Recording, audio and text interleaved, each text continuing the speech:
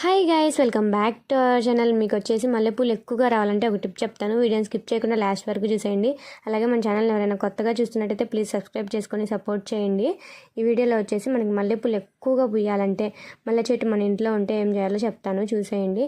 మామూలుగా మనం మల్లె చెట్లు నాటుకుంటాం కదా, కుండీలో కానివ్వండి, కింద నేల మీద అయినా ఎక్కడైనా నాటుకుంటాం. మన దగ్గర మల్లె చెట్టు అనేది ఉంటే మల్లెపూలు పూసే ముందు మనకి సీజన్ ఎప్పుడంటే ఏప్రిల్ నుంచి స్టార్ట్ అవుతాయి పూలు వచ్చేసి, మేలో అయితే బాగా పూస్తాయి అనమాట.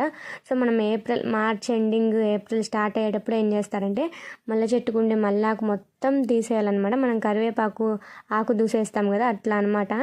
ఇది మల్లె చెట్టుకుండే ఆకంతా తీసేస్తే ఇప్పుడు మా చెట్టుకు వచ్చింది చూస్తున్నారు కదా, ఆ ఆకంతా కొత్త ఆకే అనమాట. కొత్త ఆకు వచ్చి అందులో మొగ్గలు అయితే వస్తాయి. మీకు చూపిస్తాను డిఫరెన్స్. ఈ చెట్టుకు వచ్చేసి మేము ఆకైతే తీసేయలేదు, ఈ పక్కన సైడ్ను కొంచెమే తీసేసాము. తీసేసరికి ఇక్కడ తీసేసిన వరకు పూలు వచ్చినాయి. సో అదంతా తీసేయలేదనమాట. చూసారు కదా ఆకంతా, అక్కడ ఏం పూలు అయితే రాలేదు. సో అట్లా మనం ఏం చేయాలంటే మార్చ్ ఎండింగ్ ఏప్రిల్ స్టార్ట్ అయ్యే ఆ మధ్యకాలంలో మనం చెట్టుకుంటే ఆకంతా తీసేసామంటే మళ్ళీ మొగ్గలు అయితే ఎక్కువగా వస్తాయన్నమాట. సో నైట్ టైం చూడండి, తెల్లగా బాగా కనిపిస్తున్నాయి కదా.